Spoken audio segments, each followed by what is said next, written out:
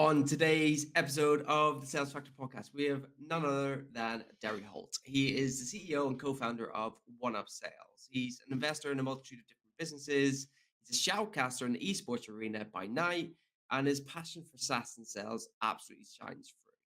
Now, this episode is very much talking about inbound versus outbound, what works, what should we be doing, what's the split, what have they found that actually over the last little while coming out of COVID, etc., that really works as a springboard them into doing really well and becoming dominant in their space. So let's get into the show.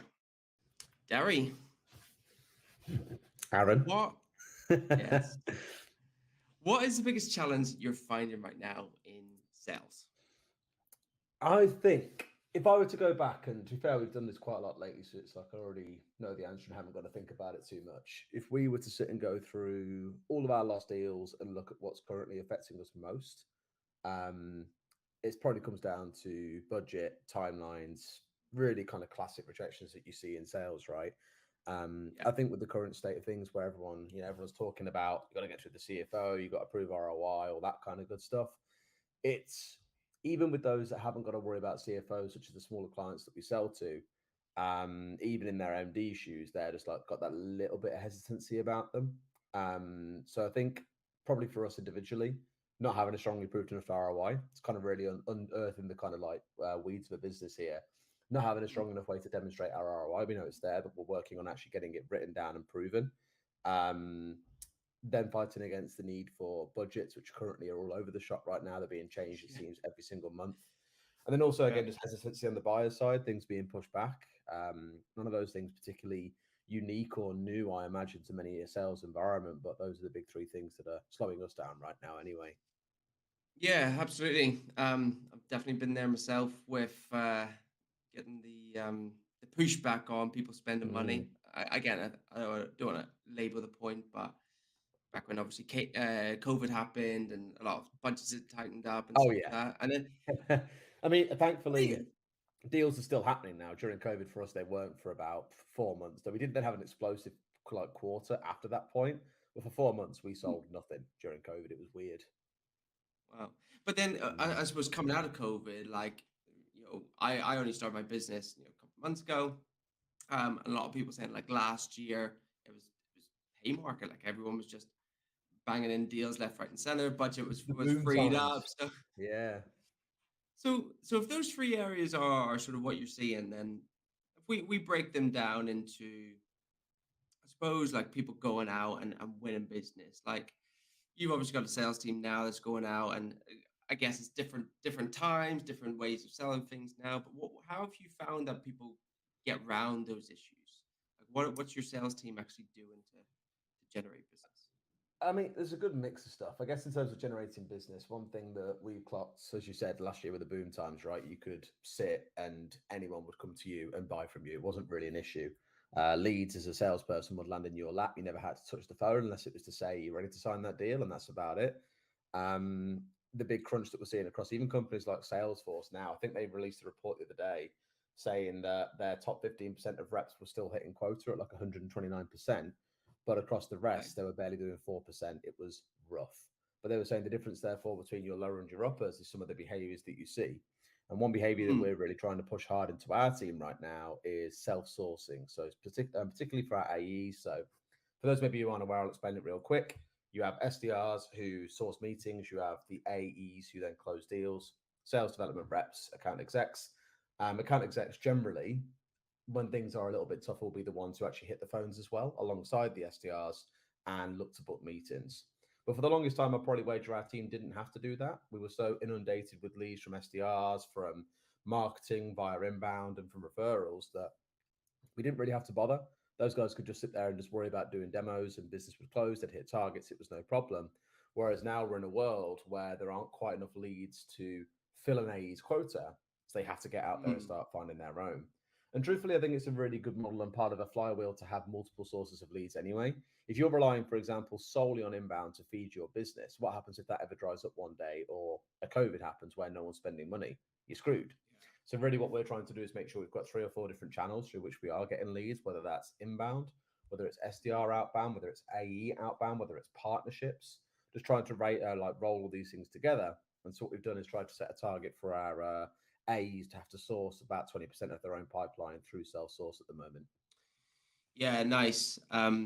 It's interesting now because I speak to a lot of SaaS businesses, tech businesses, and that is the model. The SDRs, Hmm. they go out, they lead gen, they account-based marketing, whatever structure they're going out, and they're doing the normal stuff. The emails, the LinkedIn, going out and sourcing people, and they're just filtering into AEs. But I'd imagine now because everything's quite lower, that it makes sense for AEs to go out and self-source. Not all of it, but a portion of it. No, if I turn around to my A's and said you've got to self source all of your own business from now on, they'd leave. Yeah, It has to be a don't do balance, that. right? It has to be a balance.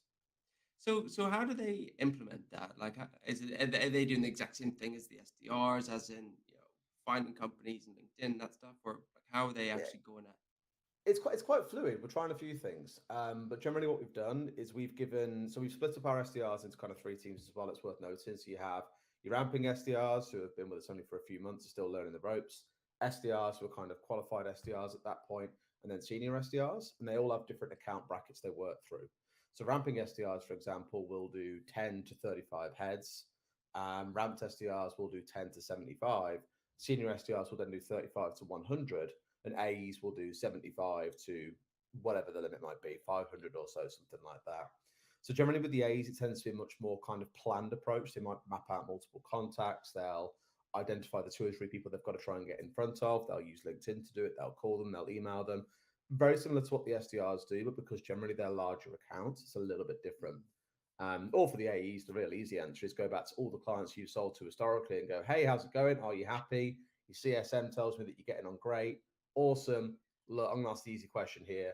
Is there anyone else you know that you think might get value from one up the same way that you guys do? That's the easiest way that you can source yourself some new deals, I think. And a few of our A's have been doing that, which is really good, and really taking the kind of initiative on their side, which is great. So that's mainly the difference. I'd say it's one where you're finding these leads isn't always dead cold. It can be via referral or via LinkedIn. Um, and two, having the A's going after the larger accounts is coming up pretty good. Yeah, becomes more targeted, more focused, right? Exactly. If you're Yeah.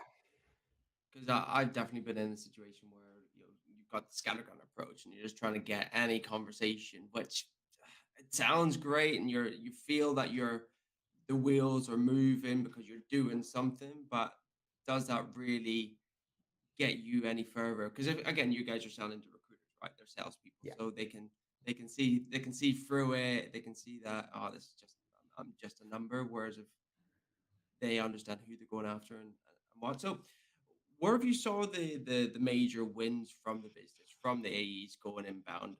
Is it very much from like email approach, or is it more referrals, or is it a combination of everything that's working in tandem? I'd say it really is a combination.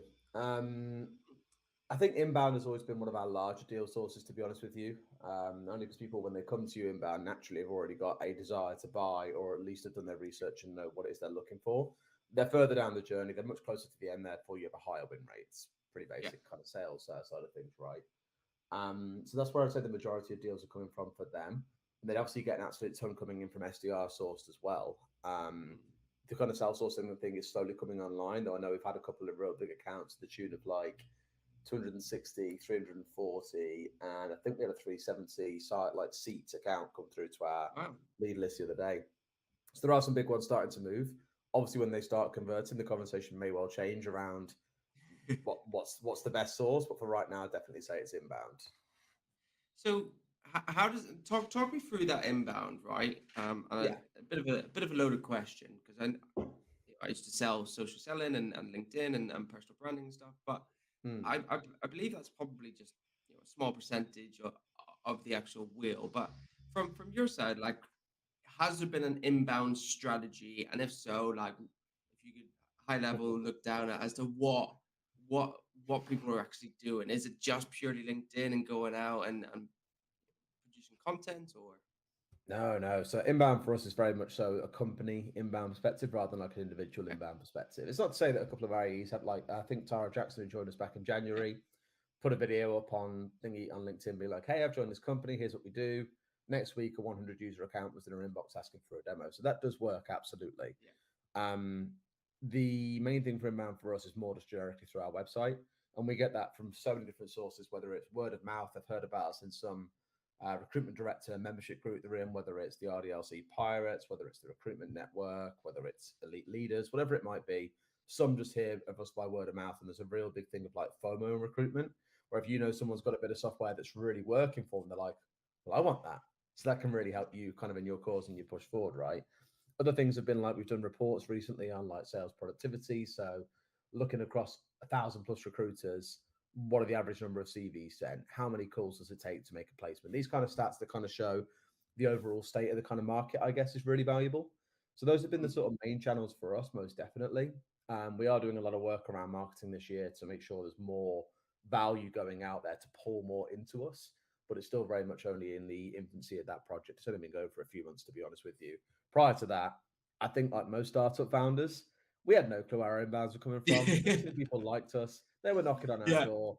We were saying, here's an order form. They were like, thank you, and signed it, and away we'd go, right? So we are Yeah. trying to take control of inbound because historically outbound has been our controlled channel. We want inbound to become the same.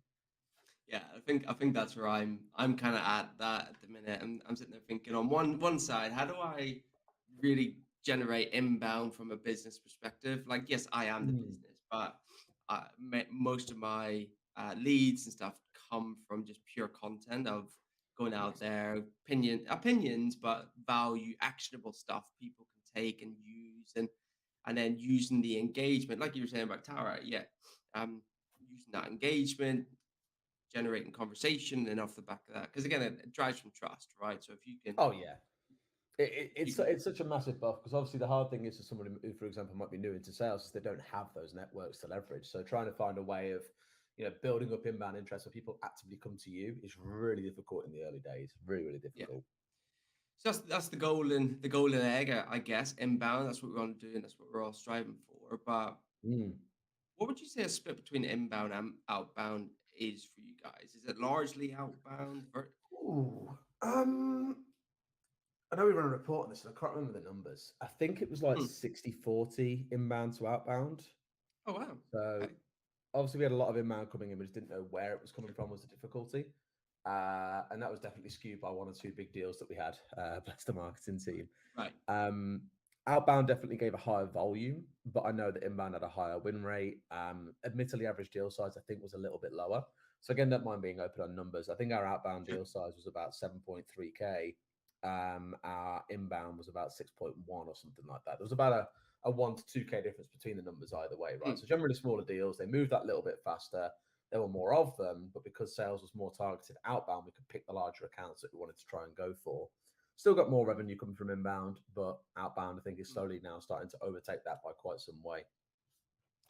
Yeah, it's definitely an interesting topic to discuss because again, like I said, everyone wants inbound, but You've got me sometimes it curious just now. I actually really want to know where it's coming from. I might try and find out. yeah, because I imagine a lot of SDRs be sitting there and maybe the business isn't really thinking about inbound or have a marketing strategy or putting out content or being valuable, that sort of stuff. And they probably have the information sitting there, but largely it's going to be focused on outbound activities. Do you Hmm. think outbound activities work? Like for the amount of effort and the amount of volume and stuff that people have to go through to get the deal? Like, do you think it's worth it? Or should people just be like, right, we're just really going to focus on I strategizing inbound? It works for us because we've done it since day dot, right? Outbound is like I sourced our first 10k of MRR, and that was solely through me outbounding on LinkedIn, email, a little bit of cold calling. That's where we got our staff.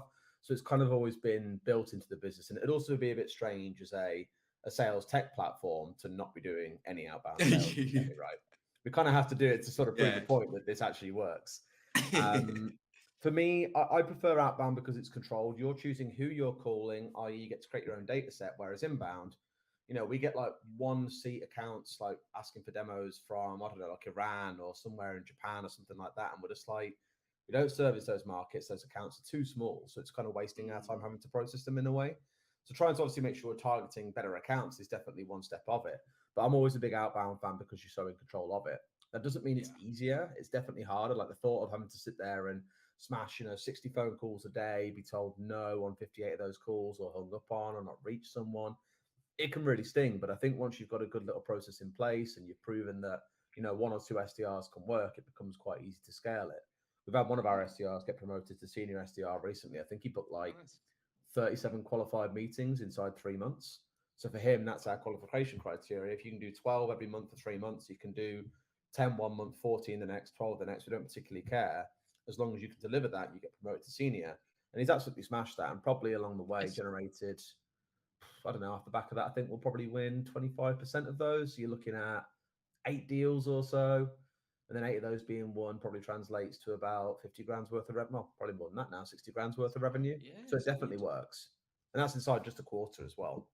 So and he was an SDR, so he was mainly outbound, right? Going out Oh, I after mean, specific clients. those numbers do not include inbound at all. They're entirely Oh, outbound. wow. Okay. Yeah. So We, do we you do have a pro? he does handle inbounds as well, but those are like a bit of pocket money on the side. Like they get Yeah, half the yeah. commission for inbounds. It doesn't count against their quota. That's Right, purely cool. outbound. So we only target our SDRs on outbound.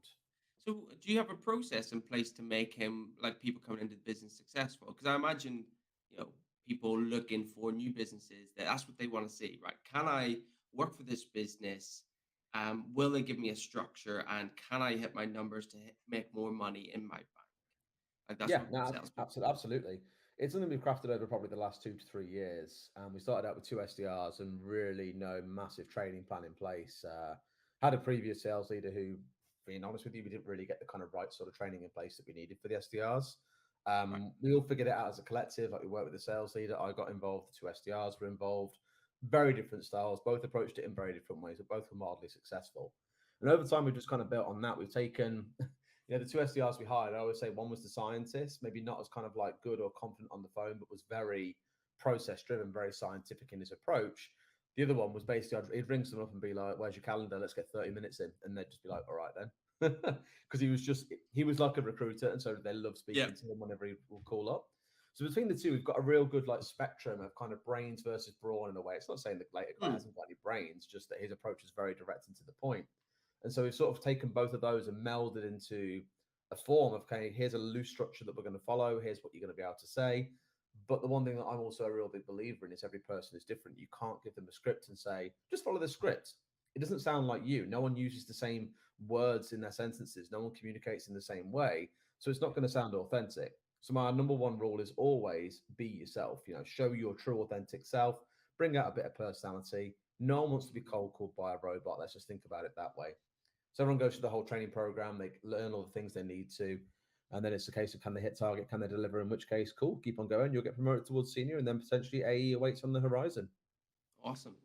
You brought me back to when I first joined recruitment. So I was in IT, Yeah. so I used to build well game. I was a game developer for PlayStation 2 games 15, Hmm. 16 years ago. And Did we then I speak moved about this into before? yeah, I used, yeah, yeah. I used to be a games dev as well. I can't remember.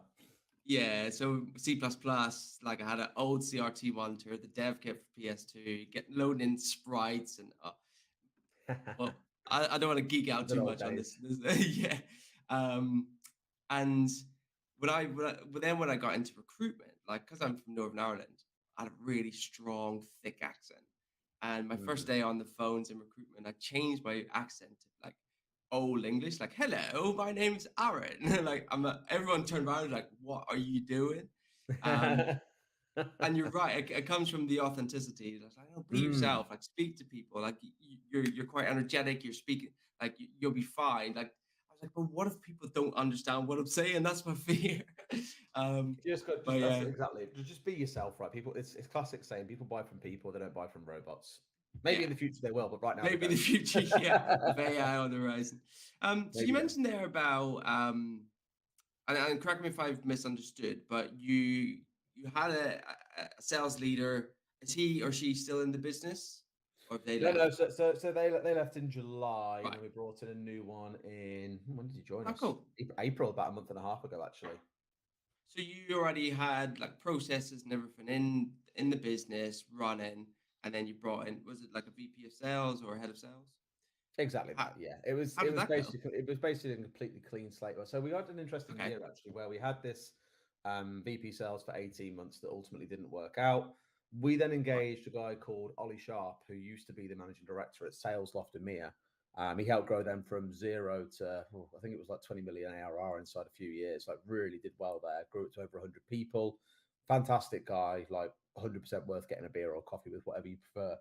Mm. But he came in as like a fractional CRO for us. So he kind of came in and said, right, let's run this sales team together, help us out and put into places some of the things that you did while you were at Sales Loft. He'd been at LinkedIn for 10 years prior, so he'd learned an awful lot. And he came in and really helped sort of transform the way that we thought about a lot of things. He started focusing on helping getting the A's to self-source that little bit more, ran a few training sessions, helped me hire in some really cool individuals to help us out, and really just helped really raise the bar from there. And then it got to a point where he was like, look, obviously he left Sales Loft as he joined us, basically. He's only with us a few days a month. But he was like, I'm about to go and find a new full-time role now. Kind of want to do another one. I want to have another go at trying to build a company like this. It wasn't really the quite fit for what we needed, so we agreed that we wouldn't work together in that capacity. So he helped us hire in a new VP, and then he stepped back, and then this VP started about 6 weeks ago or so, and he's been Ah, cool. fantastic. Loads of processes behind him. Very, very smart, intelligent guy. The team love him, so absolutely no Mm. complaints at the moment. So what's the plan with bringing someone like that on board for the business, for the team? Is it to grow even further, or Yep, and to also stop me having to run sales. what? I'm still very much in the startup phase of we don't have a finance person, we haven't got a HR person, we don't have an IT person, we don't really have a full product department, we didn't have a sales leader, haven't really got a marketing leader. So I'm still very much wearing many hats. I've got just one hat here, but I do wear many. Doing several things across the business. So I'm trying to kind of piece by piece hand away different parts of the business, and the current one is going to be sales over towards Chris.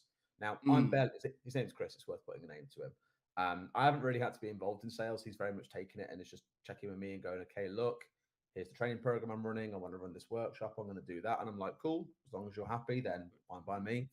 And that's kind of been the plan. So next is for me to go and try and tackle marketing. So next time we speak, it'll be more about inbound than outbound. That's it. That's it. I can Mhm. help you with that. But you're right. And so I worked with Sean Anderson at Hoxo, and we basically ran into the same thing. The idea was like, how, because he is the business, so how does he not necessarily remove himself, but like how does he hand That's off and it. delegate so he can kind of still It, oversee it. it stuff? can't stay with the top man forever. That's exactly it. They've got to be able to go and do other stuff, right? Exactly. You just get tied Mm. up in time, and you end up um, well, working in the business, not on the business. I think that's the saying. Yeah. So is the idea for the VP of sales, Chris, right? That you said. Yes. Is it to drive more outbound business? Is it to put more processes and stuff in place with the team to then grow it even further? Is that the idea, or is it I more mean, just like the inbound? yes to all of those things, but Mm, fundamentally, his number one responsibility is to hit target. We have a mm, revenue number that we want to achieve for growth. The business wants to double in size this year in terms of not just people, but also revenue. yeah. And his remit is to come in and deliver that growth. Now, how he chooses to do that is exactly why I've hired him. Is he's got his own ideas, his own experiences, whether that's training programs, promotion paths that people can walk down, requiring a certain number of hires and being able to go and find those hires.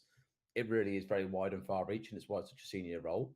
Yeah. But for me, ultimately, and for the board, what we're focusing on is less, what are you teaching the salespeople in the business, and much more, are you delivering against quota? And if not, why not? What can we learn and what can we change? Mm. Yeah, and I think that's one of the things that any business leader or any sort of person in leadership should always be testing, right?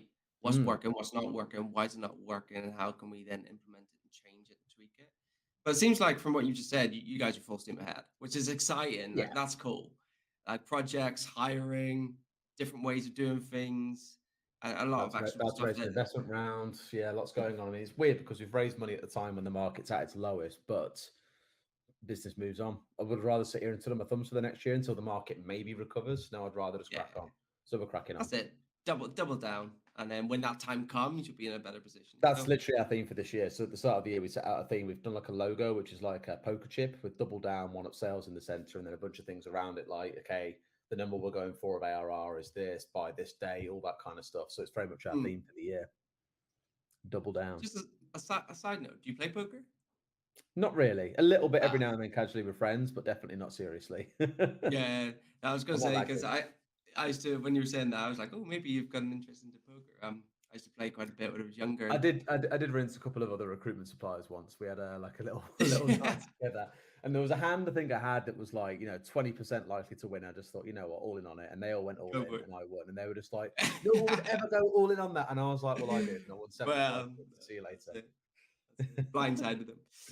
That's Okay, it. cool. So it seems like you guys are full steam ahead, which is great. So I'd be quite interested because you've got a lot of fingers and pies, a lot of partnerships, a lot of Mm. insight from, I guess, from a lot of different businesses and people out there. But how are you actually seeing the market right now from your perspective? Because it seems like everything's exciting, it's going the right direction for you. You're hiring, and I think Yeah. you mentioned way at the start about like CFOs and people tightening up budget, but seems speaking to you, it's quite the opposite for you guys. So like how's the Uh, market for you? no, I think it's more that honestly, like we didn't overhire or anything during the boom times. We just kind of kept on playing the safe game. And I think many people look at that and go, well, why aren't you capitalizing on the time while it's there? And yeah, sure, maybe we could have. But I think in reality, what's kind of happened is we've come into this sort of more tougher market and we're actually in an okay position because we played it safer. So now we can Right. afford to hire where many others aren't hiring or growing. They're actually having to let people go. So we're kind of on the reverse trend at the minute. That's not to say that sales is easy. It's more just that it's at a manageable level still for us. So it's okay. There's still the slowdowns I spoke about, people pushing back by 3, 6, 9, even 12 months in some case. Some saying we haven't got the budget right now, but let's catch up again soon. And probably the kind of the silver lining for us is that even though that slowdown is happening, for the companies that we are speaking to and doing deals with, it's because some of the functionality we have is just so critical. When companies are trying to look at, okay, what are the efficiencies we've got across our team? Who's performing? Who's not performing? Who needs help in certain areas or training to improve at a certain part of their job? Turns out they haven't got that kind of real time access to understand actually what's going on inside of their team. So when they're Right. coming to us and saying, you know what, actually visualization and data we're really missing, that's where we can then step in and help them. And for those that do really want to still succeed and having to do new things like self sourcing, the kind of gamification motivation side of our product is what's really driving them on that side as well. So I think in a Mm, sense it's a well matched product for the current state of the market. Doesn't mean it's flying off the shelves and everyone's clamoring to buy it. Obviously not. Some companies are still holding back, but we are still doing business and things are still moving forward. So yeah, we are in a pretty good mm. spot.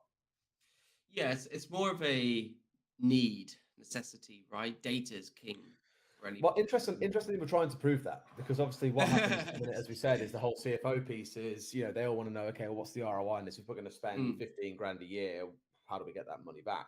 And we've kind of always gone, yeah, good point. We haven't really written that down anywhere. We get customers that say, oh, we ran this competition and we produced 3 times the amount of revenue that we normally might. We've done this and we've seen our CRM like activity go up by 70% or whatever. We've never really written it down and put it inside of a document that we can use that's a kind of cross-client provable stat or figure in a sense.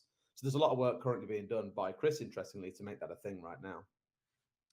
yeah, that is the number one question, right? It's fine. Absolutely. There's a fire there. Have you I gonna? opened the door. It's a lovely day outside, and I thought, I'll open the window, get a little like breeze inside. And now, obviously, it's let a fly inside. That's the first one I think I've seen all year, and I'm already angry at flies. What a time! That's it. Unbelievable.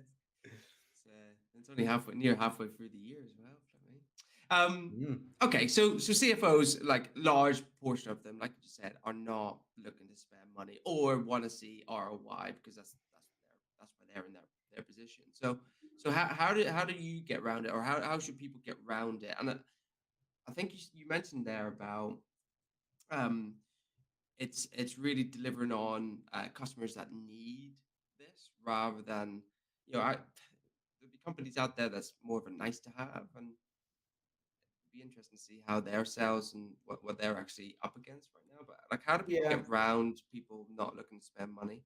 I mean, I can't give you any like really anecdotal evidence on this because What? again, we're in a spot where we're still trying to prove it out. But Yeah. obviously, I'm involved in a lot of circles where there's a lot of software founders. I'm in a group called Pavilion, which is like basically a Hmm. lot of SaaS leaders from all over the world are inside of it. We have CEO roundtables very frequently. And the real message around it, and I've seen it on LinkedIn as well, it's not like it's rocket science, right? Is think about, I'm not all trying to stereotype here, or maybe I am, but here we are, here we go. Thing about finance types generally, they are very driven by the numbers, right? Everything has to be kind of accounted for, it has to be detailed, it has to be understood, very analytical. So if you are going to them, it kind of comes back to what I said earlier, it's that ROI piece. If they're going to Mm. spend 15 grand and give you some of that value budget that's getting tighter every single day, what's the ROI they're getting from it? And the thing is, if Mm. you sit there and go, oh, well, we'll give you a 2x ROI, they'll probably turn around and tell you to get stuffed. One of our larger customers told us about 6 months ago, every year they look to get rid of the lowest ROI delivery piece of software they have on their like stack and try and get something new. Wow.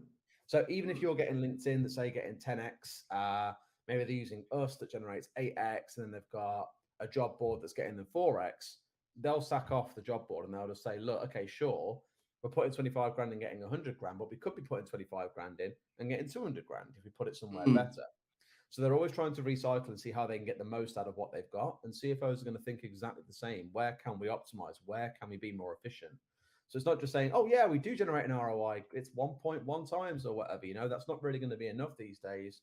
You've got to show how you have a real material impact. And if you've done similar projects like what you're about to do for them elsewhere, I find. So Yeah. some finance contacts, when we have spoken to them, a lot of their conversation comes around, okay, who else have you worked with that's like us? Can we speak to them? Can we go to their office? And thankfully, we Mm. have some really supportive clients, normally around London, that are very happy to say, yeah, if they want to come in and speak to us and see how we're using the software, we're very happy to enable and support that, no problem. So that really does help us with some of the larger deals, but they want that proof. Like, it's almost like they don't trust you anymore, right? I think equally, when you've got a marketing machine that goes, oh, you know what? We'll increase your revenue by 140%. It's like, well, no, you're not, are you? Let's be realistic about it. 20, 30% feels a bit more reasonable, but still, let me go and speak to someone that's like us so I can find out. And that's what they'll go Yeah. and do. And so for me, it's all about evidence, whether it's ROI, whether it's another human being, ideally both. That's what you need to be putting before finance is, I know this is going to be successful because we've done it for this person over here. Here's what we're going to achieve for you guys, what we're going to try and help you to achieve, and we move from Yeah. there. Those are kind of the two main things that I'd recommend.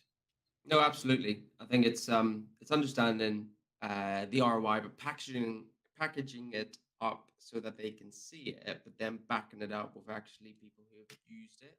I Yeah, really like that what you just said there, where people can go check them out and go speak to them because you can make things look sexy and shiny and amazing. It's hitting all the right things that people want to hear, but that trust element, like there's no greater trust than a referral or than people can go speak to someone that's actually using it.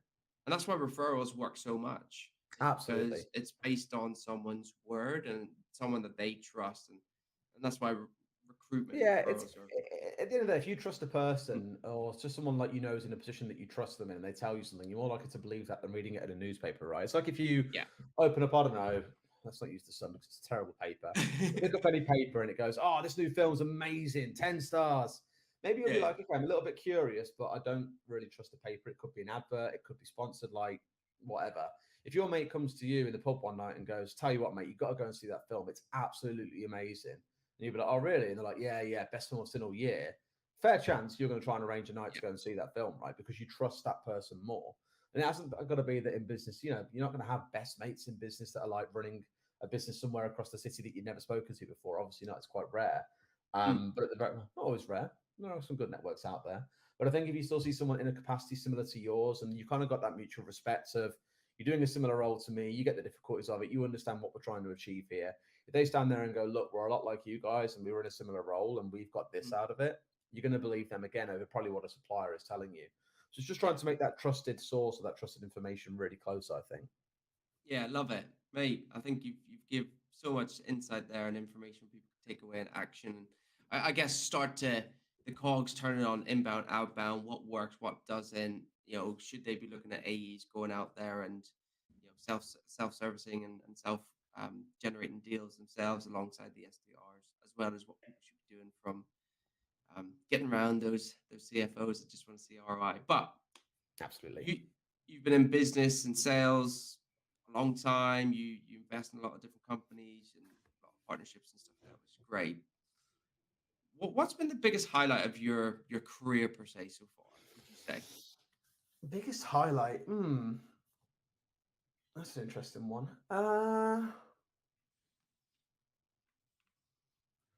Probably raising investment, I think I'd say. Like the normal answer, like someone might give in this situation, is just seeing the impact that we have on our customers. I'm not that kind of guy, I'm sorry. Now, I think for me, honestly, the first time I opened up our bank account and just saw it when investment had landed, that was very surreal. Oof. And at the time, it was only 150K. Like when we got the 600K follow-on round, I was like, "Oh, I don't care that much.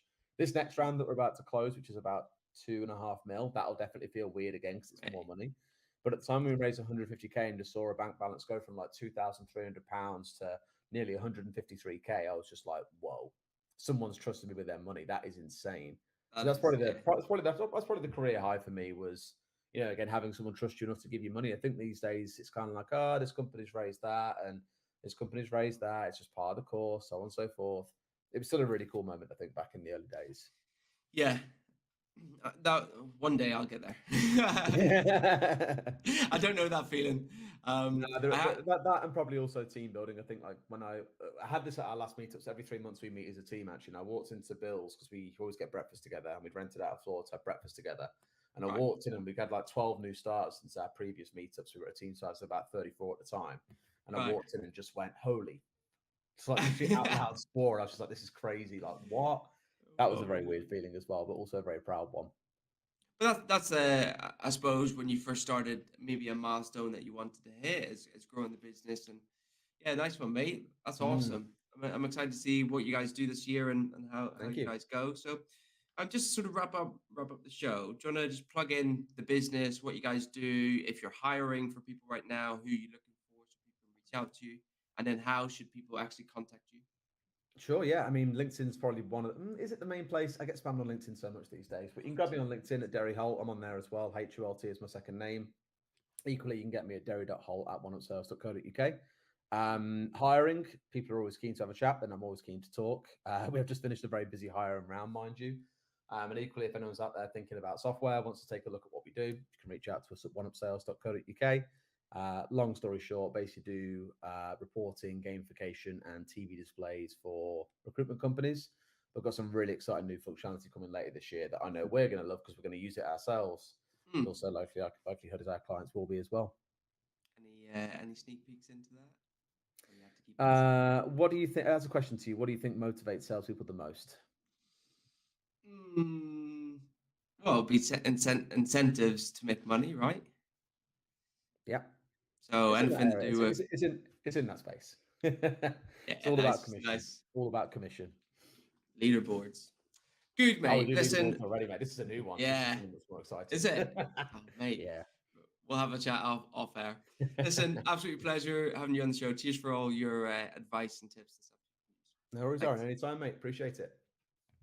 Well, what an episode there with Derry. Loads of insightful information about what they're actually doing from team structure, from SDRs, AEs, what the AEs are actually doing, where they're finding more wins by doing self-servicing, going out after specific deals, specific companies based on company size, and they can spend a bit more time, be a bit more targeted versus the SDR still filling up their diary, but also doing a lot of the lead gen, the more outbound processes, email, LinkedIn, etc., which is quite an interesting concept because a lot of people I speak to, it's very much split.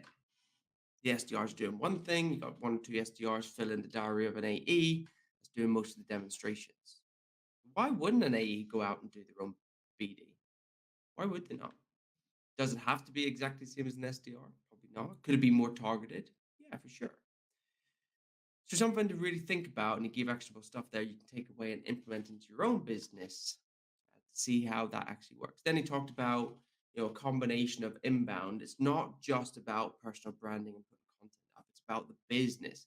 How are we driving people to the business to sign up to do demonstrations from marketing, from yes, of course, content, personal branding, but a multitude of partnerships and referrals that they're actually really pushing forward on to, I guess, be more present, be more visible to people that really need what they do.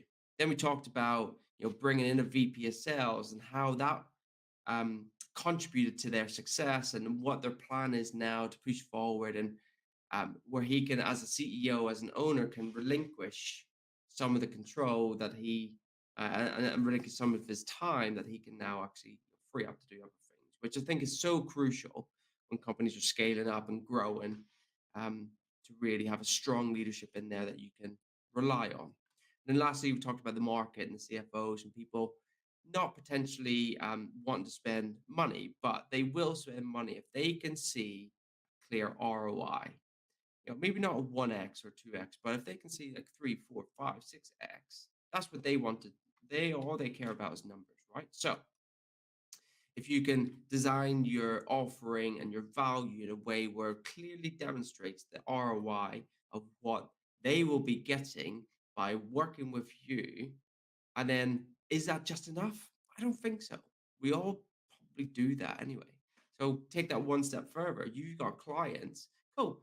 Part of our process is to speak with our clients, someone similar to you, similar size, similar company.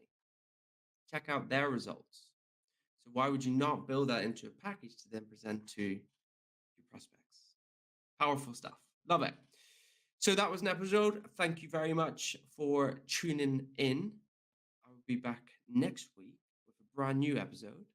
And if you ever are thinking about wanting to come onto the show, feel free, DM me, reach out, always open for a conversation. If you do want to learn more about One Up Sales and what they do, reach out to Derry direct, go speak to him. Really nice guy. He's always welcoming and open for a conversation. Well, at least he has been with me. So maybe I'm a bit different. No, I'm joking.